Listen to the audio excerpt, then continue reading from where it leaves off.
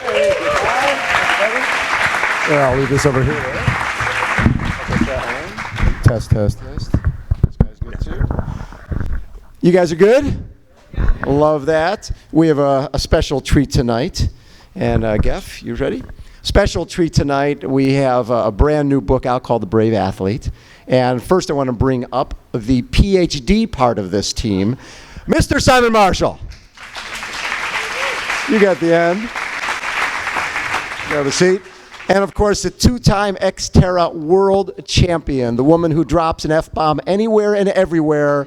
So if you have children with you, get rid of them now. Please welcome Lesley Paterson.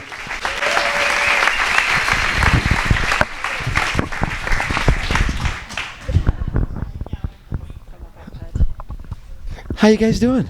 Wonderful. Great. I love it. So first of all, we talked a second ago about rugby. Talk about growing up in Scotland and getting into rugby. Pretty fun, huh? Oh, yeah. I saw my brother doing it when I was about 7 years old. He was playing with all the boys in the dirt and the cold and the rain in Scotland. And I said, Daddy, I want to have a go.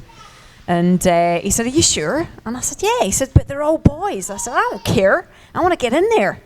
So I did, and played for 5 years with an all-boys team. There was about 250 boys in the team, and you. Myself. Yep. Nice odds. Yeah, that's why I swear so much now. So through that period, when did you get to the point where you realize, you know what, I'm good, but they're just too big, and they're going to hurt me? Well, you know, the funny thing is I was actually about this size when I was 9 years old. I just haven't grown since. So I was actually quite big relative to other nine-year-olds. But when you get to about 12 years old, of course, the boys start getting kind of big. Yeah. And as a girl, you're starting to grow in weird places. So, that was enough of that. And was running next? It was, yeah. Running in Scotland with my dad over the moors and dales and whatnot of Scotland, in the mud again. Pretty much every Sunday we'd go out for about 12 miles, and my dad would whisper in my ear. He would say, don't tell your mum. We went for a cup of tea. You only ran 3 miles. Okay, Dad. And you were running how far? About 12. 12 miles, and you loved it? Loved it. Because you're all off-road, just seeing the countryside, being with your dad. Getting dirty. And at that point, did you even know, as you're 12, 13 years old, you're 9 years old? I was 12. 12. Yeah. When did you find the sport of triathlon? Because Scotland isn't quite that famous for triathlon. No, not at all. A lot of cold water there. No, when I was about 13. So, I saw something equally as crazy to rugby with boys and running over the hills, and I thought, I'll give that a go. Now, you two guys, we're talking Scotland and England. That doesn't necessarily go that well together. They don't go well at all. In fact, if you're English and you marry into a Scottish family, you better beware. Because the Scotsman, the head of the household, stares right through you. I can tell you that for a fact. It's still burned into my skull. It was quite amusing when he asked my dad, permission to marry me. That wasn't quite permission. I think you asked permission. My dad turned around and he said, aye, well, that'll be good for the taxes. They're not an emotional group, the Scotsmen. No, not at all. Now, how'd you guys meet? So we met in university. Lesley ventured down into England to do a degree in drama, but the university that we met at, it was also the home of the GB national triathlon team, and I was there doing my PhD, and I was a competitive cyclist, and so Lesley was the only girl that used to come out on the men's road team rides. She'd bring another triathlete with her called Jodie Swallow, who you probably know. Oh, yeah. But she used to crash all the time, so we didn't want her anywhere near us. But Lesley made the cut, and her mouth was so filthy that we kind of thought it was like this little mouse that would come along, and we found it quite funny. And she'd get dropped every ride, and she'd have this massive map that was in her back pocket that used to reach up to the back of her neck, because she rides a keyring, if you've seen her bike. And she'd get dropped, and then a week later she'd come back and she'd make another few miles, and then before long she was making the whole ride and then putting the hurt on, as everyone knows. And she's the worst draft ever, Lesley. You can't sit behind her at all. There's nothing there. But strangely enough, all the men's road team wanted to sit behind her. I didn't. I'm getting a good draft here. Let's line up. Now, you must have loved that riding with an all guys group. Oh, it was brilliant. All in Lycra. I absolutely loved it. Yeah. Plus, I used to steal all the food out their pockets. I was about the right height because I would look up and their pockets would be right where my head was. So I could steal all the food out their pockets. You just feel this tugging on your jersey, and it's like, why is that? You know, like, what? And you couldn't really see her because she's, you know, knee-high to a grasshopper. And so you'd ferret around, and then there was nothing in there for her. She'd go on to the next person and try them. And wait, why are you riding? While you're riding. Why she's like you're looking for food? Yeah. What the heck? Ferreting. Nobody's feeding you at home? What is going on? I'm a growing girl. I love that. That is so cool. So you weren't riding trying to become good. You were just looking for meals. Yeah. And dates and husbands, apparently. Yeah. So you're part of the junior program, and obviously coming from Scotland, didn't have a huge swimming background. How much of a problem was that? Yeah, it was really tough. You know, anyone that's familiar with ITU racing, you know, you have to be a very good swimmer to come out in the front packs. And I was a good cyclist and a good runner. And you know, I'm not a bad swimmer. I swim about 20 minutes for a 1500. But, you know, these girls are... Jody Swallow. 17 minutes, you know. Yeah. And then they ride well and run well, so it's not like you can catch them back. No, not at all.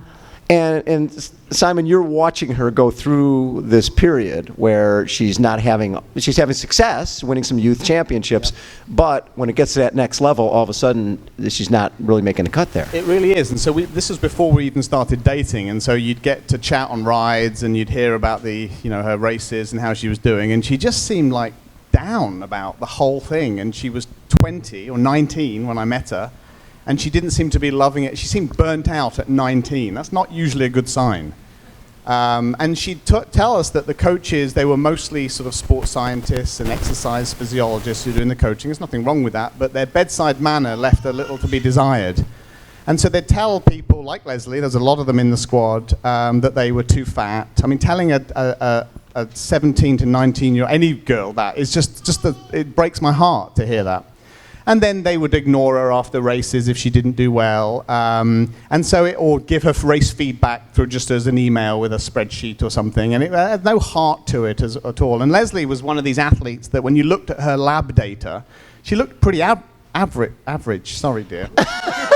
The moment that came out, I wanted to make it go back in. But your chimp brain said, go ahead and spit it out. It's not going to get me in trouble. Right. But she had this incredible heart that when she was in competition, she would turn into this athlete. And there's a few athletes that are like that, like Mark Cavendish, the cyclist, who's like that. I had the opposite problem. People looked at my lap, you're going to be great, and I was awful. Why? So I tried to study it and figure it out. That's why I did so many college degrees in sports science, right, to figure out why I wasn't so good. And I think it was a combination of probably a bit of psychology, a little bit of tactical. I didn't really get some good tactical coaching as a youngster and stuff. But some people just have it and some people don't. But Lesley had this fire in her. You could see it. And it was raging in her like a Scottish warrior. It was quite intimidating to see, even though she's like an Oompa Loompa. In size, not looks, obviously. So I'm not doing well here. You are like there's check marks in her head. She's making one after another. I'm an Oompa Loompa. I'm an average athlete. You, my friend, are in deep doo-doo, as they say. Big time. Yeah, you're not riding home at all. Now, was it frustrating for you seeing somebody who had so much raw talent as a cyclist, but on race day really didn't perform?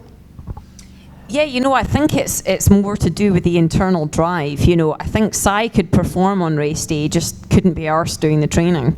So he didn't push himself in training. Yeah, no, you know, and he didn't have the drive to want to get out there regardless of the conditions, or, you know, get up early or make that commitment. And I've had that in me since I was, 2 years old, you know. Yeah, you couldn't understand the lack of commitment. No, why are you so lazy? Why is he sleeping in? Well, listen, road cyclists don't ride until 10 a.m. And when I met a triathlete, I'm like, this 5 a.m. shit is not going to fly. Did you ever think of going to the dark side and doing that triathlon? God, no. I've been talked into it. I do a few now, but mainly through Lesley's cajoling. Right. But not until I was over 30. So you're studying this, getting your PhD and all the rest of working with that. And you were working with some of the top teams, right? Yeah, so I worked with a lot of different, if you're a sports psychologist, you really, you can't be too fussy about what athletes you want to work with because you'll never get any work. So you work with some crazy team sports, obviously, like soccer and rugby and that sort of stuff, but like ultimate frisbee and short track speed skating and just like crazy sports. It's great to understand a little bit about the psychological dynamics in them all. So I was enjoying it, but I got a bit frustrated with endurance athletes. And there I was about to date one, so this was not a good sign. And the thing is, I found endurance athletes, particularly elite endurance athletes, most of them seemed a bit neurotic. Most of them were pretty self-obsessed. Most of them didn't know either of those two things. So that's strike 3. I think you're at about strike 5 right now.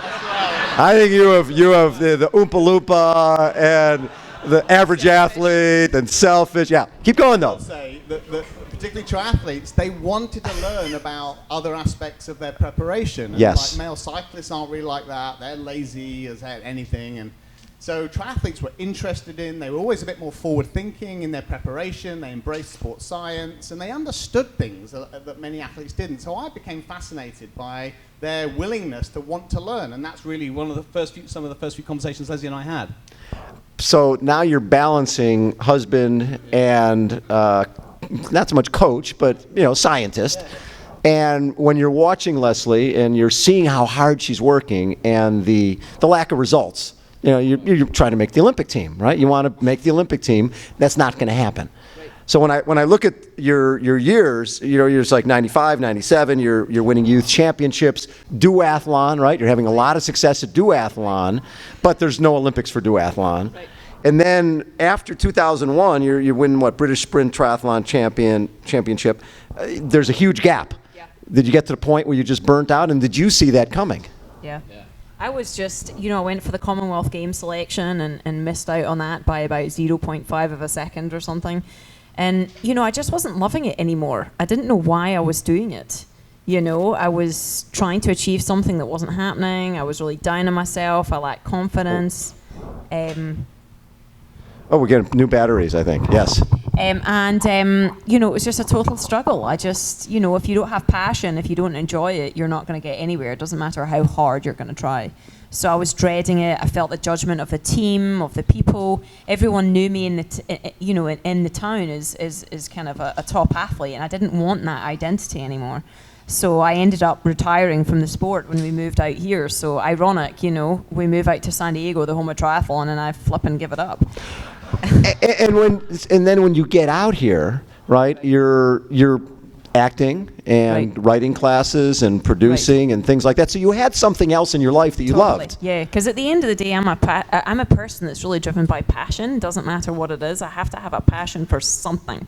And so my other passion is in film and the arts. And so I got to go back and, study acting and drama and put on cheesy American accents and, being. So now she's got a bad accent. Yeah. And she's an Oompa Loompa. Oh. Nice. Okay. Yeah.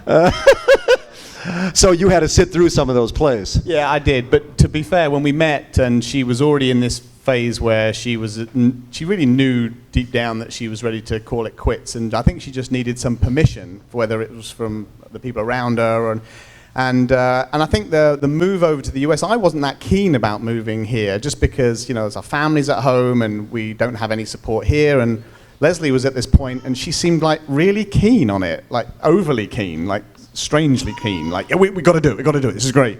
And of course, it was a chance for her to reinvent herself and start over, and I had a faculty position in exercise science at San Diego State, and the great thing about the state university system is that as my spouse, she got a free education, so she did a graduate degree there. So it was really the perfect timing, really, for both of us. And nobody knew you as an athlete here. No, it was great. Because I remember we were putting on has anybody ever done any of the ASICS Dirt Dog events, the cross-country runs? You guys have run those. Well, so we were putting those on, and Lesley's winning the series. And I'm like, who is this person? I've never seen her before. She's dominating. She's blowing everybody away. And these are real runners out there. And you just seem so comfortable in your own skin because nobody really knew you here as an athlete. You sort of snuck up on people. Yeah, no expectation. That's a big thing, right? I think we're all bogged down by expectation, both of ourselves and of the community or the people or what we think other people are thinking of us. So for me, I just kind of unshackled myself and went back to the basics of, why do I do this? What do I love about it? And for me, it was, I love cross country, I love running, I love the freedom, I love the community. If you've been out to any of the Xterra races or the dirt dogs, just a bunch of friendly, cool people that just kind of want to hurt themselves, and they don't care why, they just go for it, Yes. So Simon, could you see the love coming back? Absolutely. So she had this passion that faded a little bit when we first met, and then she would be getting up for these cross-country races. And she actually started as a cross-country runner just before she got into triathlon. Right. She started in cross-country. And she's a damn good runner. And so she started doing these events and saying, and she would love it. She started training again, and she loved the fact that no one knew who she was, which was great. And so it's lovely, if your partner, we both moved here stressed as anything. I had a new job, and we both moved to a new culture, and you see something ignite in your partner, a passion or enthusiasm, and it really, you feel the love of that too. And it's such a great feeling for me, because that propped me up during the first few years of my career, seeing Lesley find herself again and enjoy her sport, in addition to her academic new training. But it was really nice to see.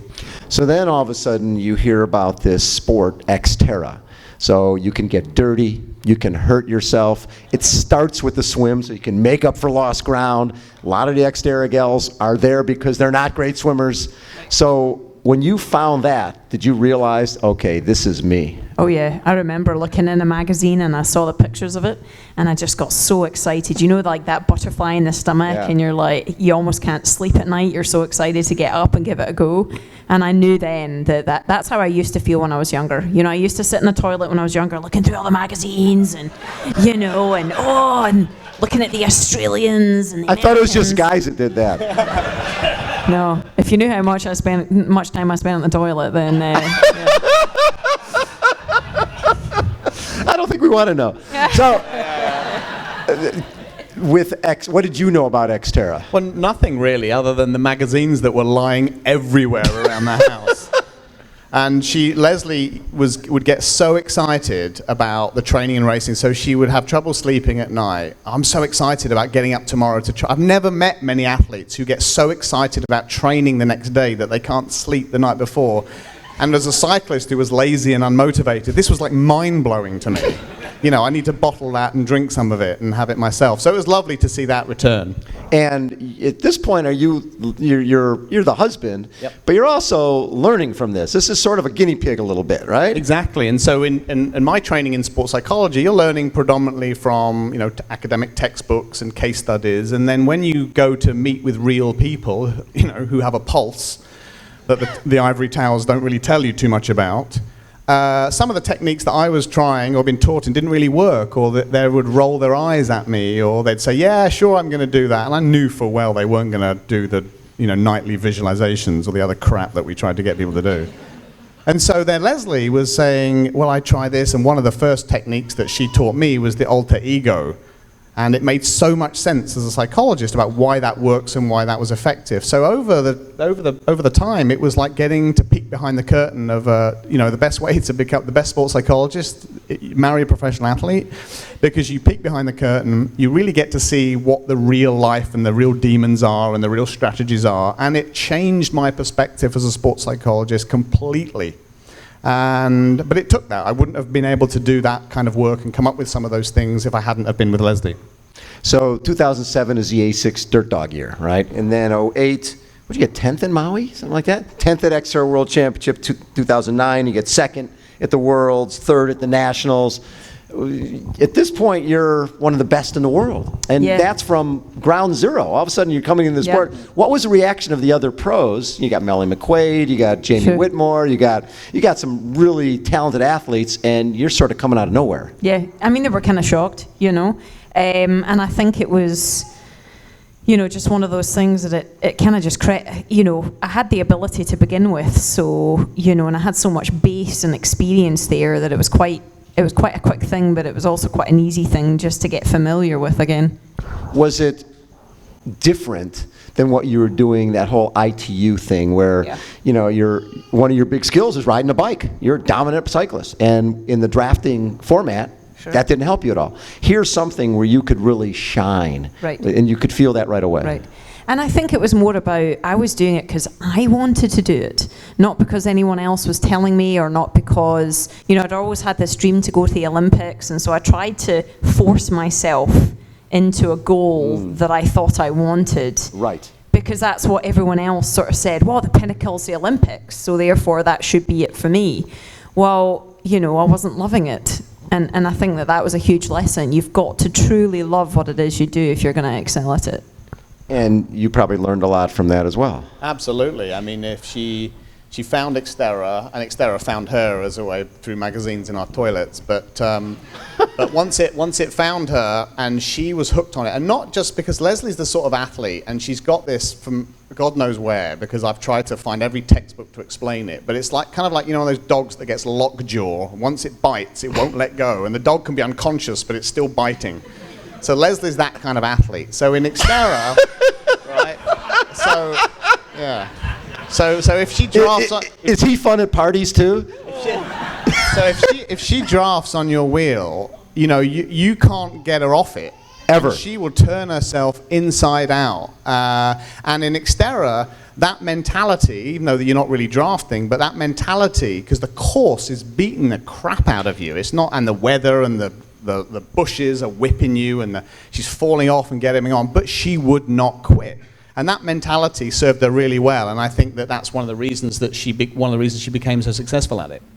And it doesn't seem like you were surprised. You had success right away at that.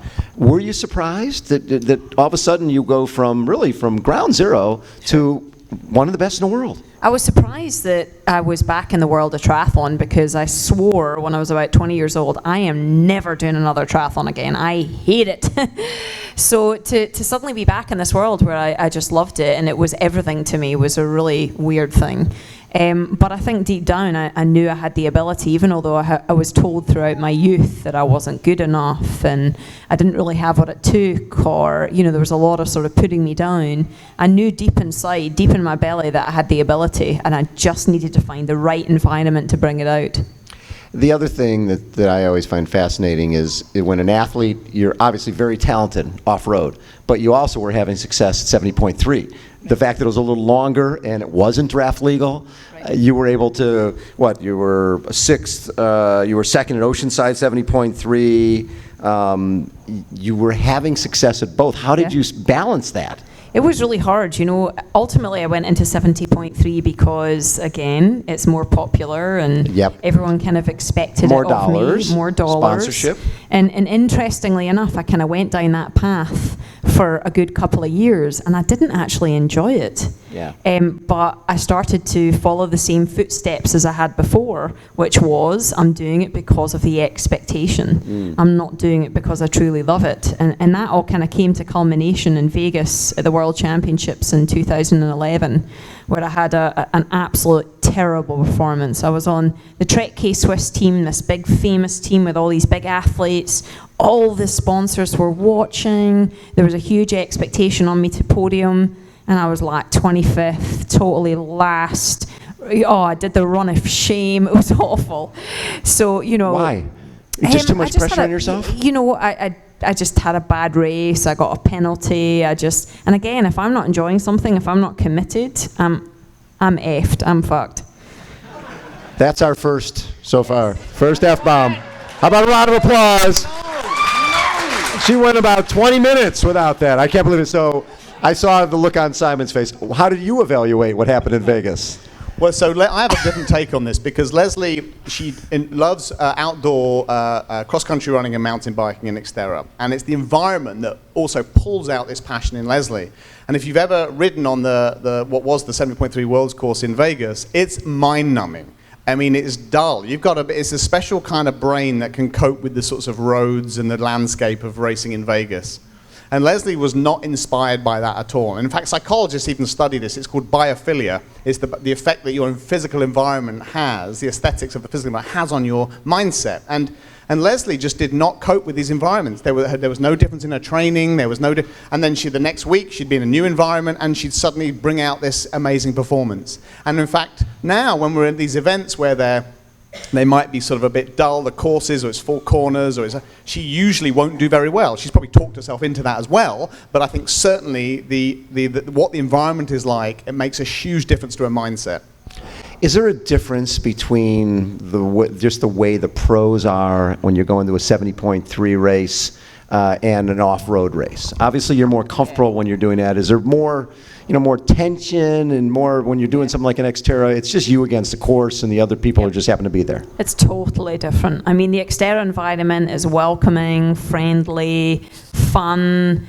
We're all competitive, but we all kind of support each other because it's you against the terrain. So all the pros chat to one another, we help one another. Whereas, certainly in the road triathlons, it's a bit more kind of, people are strutting their stuff. Sure. They're not talking. You go to pro briefings and it's like everyone's all, totally different. Different game. As a psychologist, when the difference in that atmosphere, and you can feel it when you get there that morning. You probably know before the race starts she's not going to have a good race, or she's going to have a good race, and that's the psychologist part. The husband part has to shut the F up, right? Well, I play, like, my role on races is sort of, I don't really play psychologist. Don't ever do that with your wife. It's happened twice, and I've regretted it. In a quick story, in Wildflower, I thought when she would be coming off the bike, and I'm looking at my watch, and then she came around the corner, and the words left my mouth as she came in. She still had a half marathon to run, by the way. And I said to her, "What happened?" It was more like, what happened? But in my head, I was saying, well, she might have had a flat, so I'm looking to see if there's grease on her fingers, to see if there's chain marks, so she stopped on it. I didn't see any of that. No, darling, it actually was that slow. Yeah, and so my professor brain was trying to rationalize all the permutations of why, my little algorithm of where Lesley should be, and that's what came out of my mouth. And then the death stare I got. And then the worst thing is I had to wait an hour and a half for my beating. It's sort of like waiting for Dad to come home with the whip, with a belt. You can hear him coming. I was a scared little dog that day. Oh, my God. So what was the first thing you said to him? I probably didn't say anything. So 2011, great year. Right, you win Moose Man. That's a biggie. 70.3. That's huge.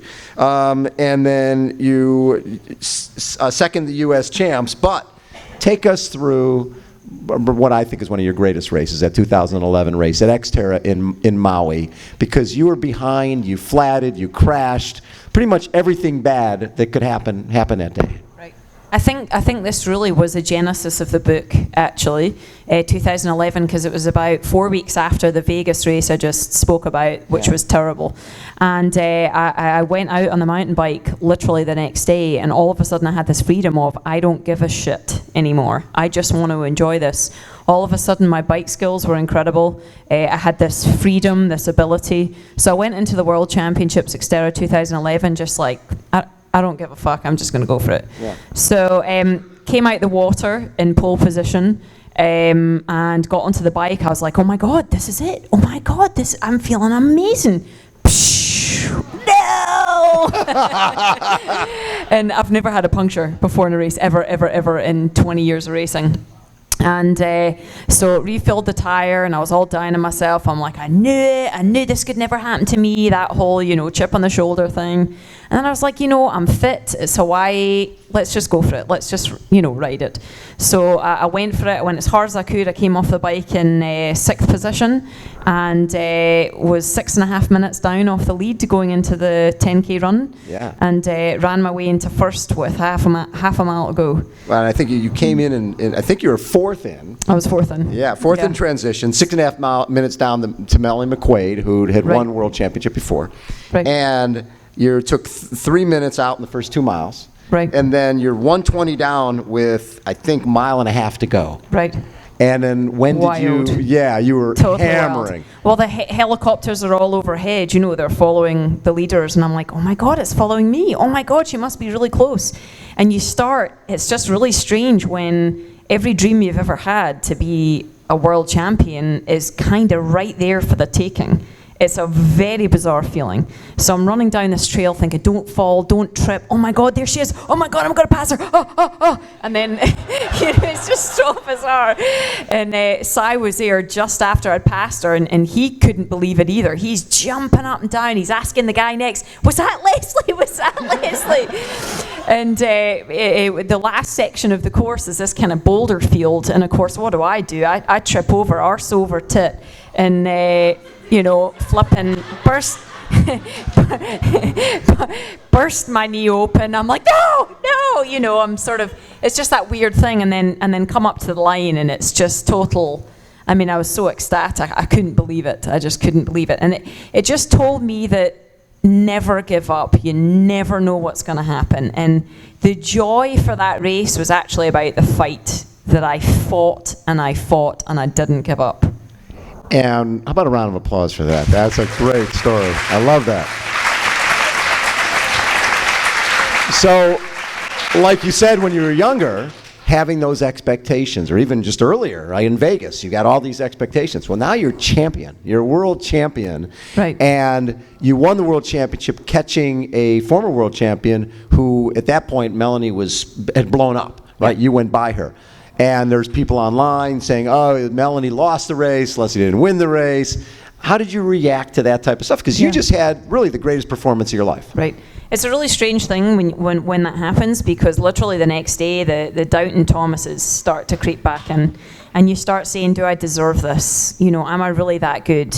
Maybe I'm not. You start questioning. And so I spent the next few months just actually kind of depressed and, sort of like, oh, how am I ever going to prove myself again? And I put so much pressure on myself, and I came out at Oceanside the next year, just, everyone anticipating this great race, and I had a crap race, and I felt terrible. And I was just like, what am I doing? And I really had to turn to Si and say, what's gone wrong here? Like, what am I doing wrong? And we really had to reframe the entire year. We had to get back to the basics of, why am I doing this? What do I love about it? What's important to me? So I spent that summer doing all the things I love. I chose all the routes that I love, the places in San Diego I love. I went out to Kitchen Creek, Laguna Mountains. I had wonderful training partners. I had Kyle Hummel, he's here tonight, one of my besties. I had, a ton of, I surrounded myself by the people that I love and that make me who I am, and push me in a good way. And so it was all about joy instead of performance. So for you, Simon, you're again wearing the multiple hats. You're the husband and you're the psychologist. Right. She's just won this race. Now she's doubting herself after winning. She shouldn't be bummed out, but you've seen it a million times. And it's not just Lesley. I mean, lots of athletes have this when, after a big event, even if you haven't done as well as you've wanted, after a big event, there's a period of coming down off it. And some athletes actually do get depressed, feeling down or feeling blue, and there's lots of reasons why that happens. But so that's quite a normal thing, and the best thing to do then is to immediately pick another goal that you can work towards. But in Lesley's case, it was the fact that she'd spent all these years training and being told that she wasn't that good or good enough or never going to make it. And then she had a few quite breakout races, and then it culminated in this. But then she started doubting that wasn't still enough. And that's a really valuable lesson, I think, for all athletes, and after the following year as well, it'll never be enough. That's the big problem, and many athletes will win 4, 5 world titles and they'll still doubt themselves. And a lot of it depends on, how you frame that. But for Lesley, it was also a chance to not just focus on how she did the following year, but to take every moment, every race that you have that's good, and be mindful and live in it in that moment, and not let it go and always look forward to the next event or what you're going to do to defend it. Because lots of things can happen in that period. And we know lots of athletes who have had quite traumatic and catastrophic things happen to them, whether it's injuries or deaths in families or just horrible relationship problems, and they've kind of put their sport on hold. And you forgot to live with the joy when it hits you. And that's a skill to have. And Lesley's now learnt that skill, but most of us don't have it naturally. Is it hard for you, because you're not living with your typical guy, right? This is a guy who's a professional. Is it hard for you to say, what do you think is going on with me right now? Because I'm sure he's learned over time sometimes just to keep his mouth shut. Yeah. Is that hard for you to say that? Listen, I'm depressed and I don't know why. No, he's a really a genuine and open guy, and to be honest, wears the hats very well. And I think that's again how we came up with the book. Is I would come home every day after training and say, I tried this happened, I felt like this. Why is that? And he would get into the sort of the neuroscience of it. Well, actually, this is why you're feeling this way, and that's interesting. And we would have these awesome discussions. We'd be sitting at dinner at night talking about, why and how can we help that? What can I do that's different? And to be honest, it brought us closer. I love that. And so 2012 was a classic year, right? Because you came back after that win that you doubted, after you had it and went through depression, and you come back and win again. And you win the series, and you win the nationals. You pretty much win everything. And third at Mooseman, of course. But you had this great season. And how different was it? Because you're coming back to Maui, and the problem sometimes with a small sport is when you're the defending champion, all the media wants to talk to you.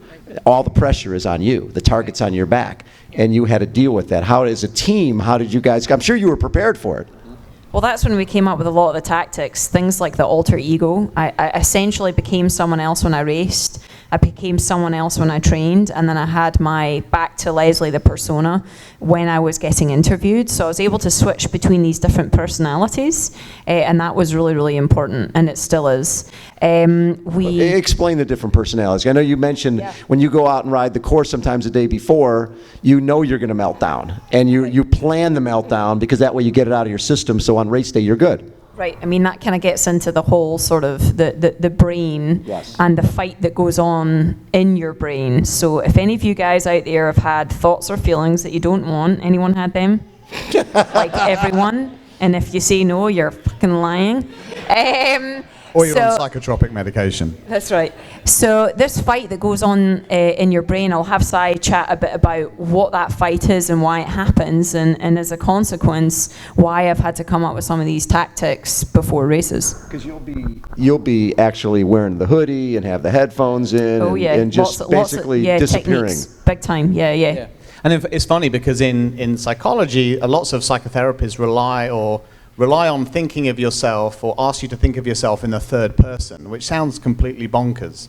But you talk to yourself in the third person as though you're sat there. And the reason that is so powerful is because it forces you to detach the you from the thoughts and feelings inside of you. And the reason most people get into trouble is because they assume that the thoughts and feelings that they have are themselves. And they're not. They're just things that are floating around that you decide to act on.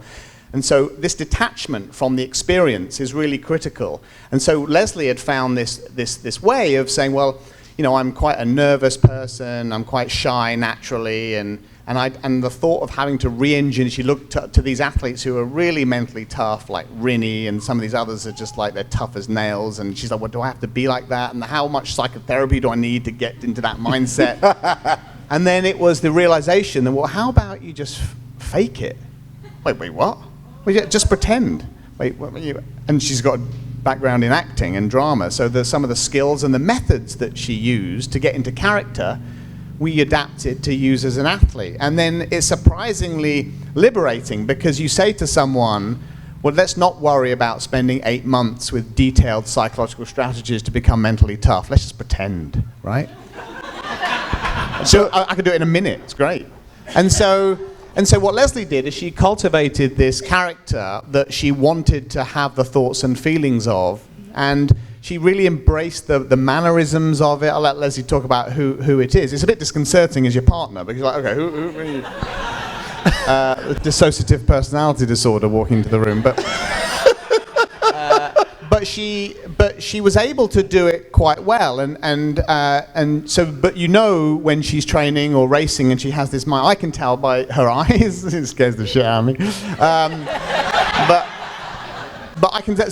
She's hard to interact with when she's training. And if you've ever run into her in the gym and you say hi, Lesley, and she's like, she's kind of a bitch. Like, why is she like that? Well, she's in this mindset and she gets into character for it, and it helps her overcome some of this stuff. And it's incredibly powerful. And we really encourage people who just feel as though that they're so nervous about something, and all of their baggage that gets brought up all the time, and they're looking at this huge mountain thinking, how can I ever be like that? Well, how about we just don't? We just fake it. And it's incredibly easy to do. Amazingly, actors do it all the time. And you can actually create a character for yourself to perform as, and that's what Lesley did. So the genesis of the book started with that 2011 race. And talk a little bit about the chimp brain, the brains that you identified that really can limit you. And it's funny, I was doing a race. We had that San Diego. How many people did the San Diego sprint a couple weeks ago? It was cold. It's pouring rain. It would have been really easy to sleep in, right? Or even when you got there, it could stay in the car. It's nice and toasty here. Right. I'm like, it was right after our radio interview. Right, and I'm sitting there going, oh no, that's my chimp guy talking. Exactly. I'm going to ignore that chimp brain. Right. I'm going to get out there and race. Right. Well, it's quite a revelation. It was to me when I started learning about some of this stuff, is that we all have more than one brain. It doesn't feel like it. And you look at some people and you doubt it. But we all have multiple brains, and it's really an artifact of how our brains have evolved over millions of years. And just like a tree, if you cut open a tree and you count the rings inside, the middle portion is the oldest. Your brain's exactly the same.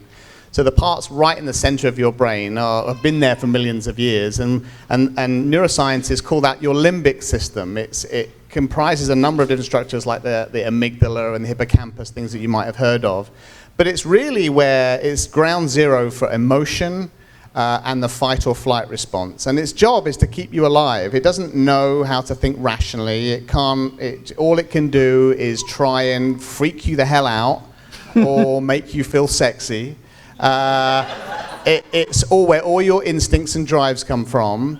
And it's on lockdown. And evolution has given this part of your brain really powerful biochemical powers to make sure that you never get in its way of keeping you alive. And that's for good reason, right? You don't want to try and rationalize your way out of a life or death situation. You have to be ready to run, fight, or hide, or sometimes all three. So what this part of your brain does, and it processes as information comes in through your ears and your eyes, and there's a little almond-shaped something called the amygdala in that brain, and it processes the sensory cues way before you've even recognized that you're doing it.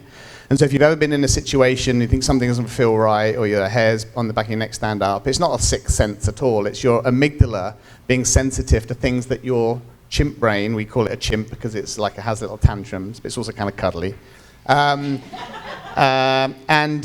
it'll throw a fit because all it thinks, it doesn't know that it's just a triathlon, it thinks you're about to be trampled to death by a tiger.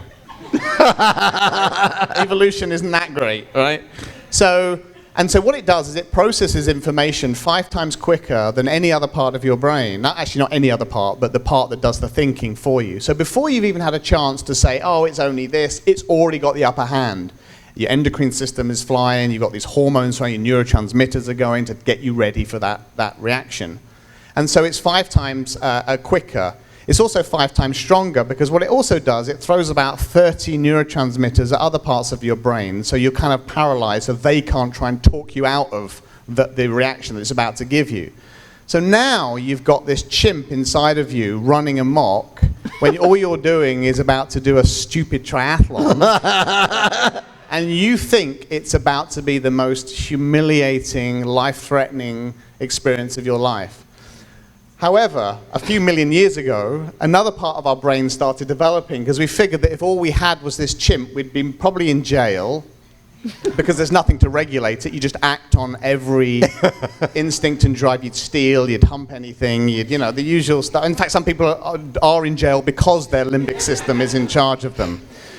But the squishy outer part, the frontal cortex in particular, is the real you. So when you think about who you are and your goals and aspirations and the thing that can do the math homework and all the stuff, and is the frontal cortex. So this works like a professor, and a professor only deals in facts and logic. But of course, your professor has just been bullied by the chimp. And your professor brain, however much it wants to get out of bed at 5, your chimp is saying it's warm, you can do it later, it's safe, just put it off, right? So you've got this fight going on all the time in your brain, whether it's in sport, it's a job interview, whether it's on a first date, whether it's whatever. And so you've got this very powerful emotional machine, and you're trying to fight it with like a puny professor. That ain't gonna work. right? So never arm wrestle your chimp brain. So we say that the way to make your chimp do what you want it to is not to try and fight back, because you'll always lose. It's 5 times quicker and 5 times stronger than you. But you have to use some cunning tactics. You have to be able to talk it off the ledge. You have to make sure it's listened to, that you're not going to get eaten. It's just a stupid triathlon. And so there are some strategies that we know work in psychology to have that brain debate and win it and get control back to the real you. And you always know who's in charge of you, because if you ask yourself this very simple question, right now, not right now, but in any situation, right now, do I want to think or feel like this? And if the answer is no, you're not in charge. Your chimp is in charge of you, right? Because a chimp wants to keep you alive, but it also wants to have your needs met. And some of the psychological needs, it's not all just about life and death. Some of the psychological needs that it will kick and scream to protect you from are feeling humiliated, embarrassed, or inadequate. The holy trinity of shit things, right? The holy trinity of shit. I like that. Right. Yeah. That should have been the name of your book. That's right. That's not how my former advisors would be like rolling their eyes. But that makes sense. They're all watching right now, by the way. Oh, yeah. So you've got these three, and psychologically, millions of years ago, feeling humiliated and embarrassed really meant you became isolated from the troop, and you couldn't forage on your own. You probably would die because of those things, but nowadays you don't, right? But your brain, chimp brain, doesn't really know that. So what we need to do is to try and figure out, okay, you might feel as though you're worried about being embarrassed. Some of you do think you might drown, which is an irrational fear. Some of you do think you're going to get eaten by a shark, which is an even more irrational fear. That's chimp, normal health, life, and death stuff. But a lot of it, embarrassment, humiliation, inadequacy, is people will be looking at you and thinking, who do they think they are? They're not a real athlete. Look at them. They're kind of overweight, and they're slow, and they've got no business being here. But this is your chimp brain telling you, trying to give you clues to say, let's just go. We don't need to do this today, right? Because remember, emotions are there for one purpose, is to drive decision making. That's why we have them. Otherwise, they serve no really other purposes, to get you to act. And so the more your chimp feels threatened, the more it will kick and scream to get you out of there. So it's cold for the spring sprint, and it's raining, and your chimp is saying, oh, it could be dangerous. I mean, the roads are really dangerous, and you could get injured. You've got a big race coming up, and it's cold. You want to get hyper. You've been sick, so you don't want to jeopardize yourself. All this fucking nonsense. So your professor brain is trying to say, well, I paid like $65 for this, and I've done the training. Yeah. You got a discount. I was in a relay. Hello. I was in a relay. Who do you know? Yeah, trust me, who I know doesn't matter anything. Trust me, I pay for. So you're having this fight, and so what we're trying to do is to recognize that there's a fight going on and to try and win it. And it's winnable, and it isn't one that you try and bludgeon your chimp back down. And a lot of the psychology self-help tries to get you to do that, to say, don't listen to it, just look in the mirror, I know I can, I'm great, I'm a winner. Never works. And the reason it doesn't work is because you're fighting something that's 5 times quicker and 5 times stronger than you. Forget that. You have to be able to know how to stroke your chimp. No, that sounded wrong, didn't it? Have to stroke your chimp. Take that. I'm going to write that down. You need to have a plan for telling your chimp that, what you are frightened of is probably not going to come true. And if it does, so what? And that's the big question. So this is where we differ from a lot of the psychological strategies, to say, I might come last out the water, and no, you're not. You're going to be a winner. No, you may actually come last out of the water, right?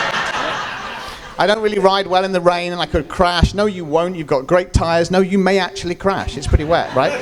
So the challenge is not just because your chimp can smell bullshit from a mile away. If you suddenly say you're going to run a marathon at 7:30 pace and you can't break 9:10s at 10K, you are not. Your chimp is not going to buy that. So what we're trying to do is to say, okay, what is it that my chimp is really worried about? And I'm going to let it have its day. So one of the key strategies that you can do, we call it chimp purging. It's like the worst negative self-talk ever, but it really works, providing that you do it for long enough. So what you do is, in the moments before you're about to race, or moments before you can do anything pretty stressful or scary, because you've got thoughts and feelings you don't want, you say to yourself, okay, chimp, I'm going to let you have 2 to 3 minutes, more if you need it, if you've got a really hyperactive chimp like this one. And I'm going to let you talk unfiltered and just give me an abusive beating. All the stuff that you are worried about, let's have it. And you don't interrupt it with your professor.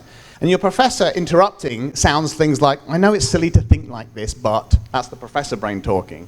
You know, or, oh, this feels stupid doing this. I'm saying these words out loud in the car and I feel a bit weird, and that's your professor brain talking. So your chimp purging is to let yourself hear all the things that your chimp is worried about. And it might be, you know, oh, I feel fat in my swimsuit, I haven't done enough training, I'm going to be last, everyone's going to be laughing at me, what do you think you do? You're a fraud, all these are real athletes, look at them, they're all trained, they're all badass, and you're a little chubby monkey, and what, you know, whatever. All the chimp shite that you hear. And you let it go. And what happens neurologically is what happens your limbic system, which is your chimp. When that stuff never gets arm wrestled back or counteracted or actually comes to life, it starts to figure out that, well, maybe this isn't actually going to happen. And you start to settle down. It's the same phenomenon when you've had an emotional interaction, and we've talked about this a few times, and you start crying. And you're crying a lot, and you get so exhausted with crying that you stop crying, right? You come out the other end because you're so emotionally drained that you come through it. It's exactly the same biologic phenomenon as this. So what you're trying to do is to let yourself, all those things, and you know that when you've said it enough time, you know when you've had enough is because you start saying the same thing over and over again, or you run out of horrible things to say from your chimp, right? You run dry, as the actors might say. So, and you keep going. So we recommend you do it out loud in the car, preferably with no one around, because you do look a bit of a nutter. Or you write it down in a book, or you do something so that you let it out. And if you only do it for 20 or 30 seconds, it's a bad idea because you've just given yourself a terrible self-talk. You have to do it to the point where you run out of things to say. And at that point, you leave the car or you get out, and surprisingly, things feel a little bit better. Just by doing that simple thing, it's remarkably effective. I love it. How about a round of applause? Simon Marshall, Lesley Paterson. The book is The Brave Athlete. Calm the F down and rise to the occasion. So you guys will hang out for a little bit and sign some autographs? Yeah. Love it. And sell some more. You got the books available still? Oh, yeah. Do plenty. Plenty of books. Thanks, everybody, for coming. Appreciate it. Again, Simon and Lesley. Thank you, guys.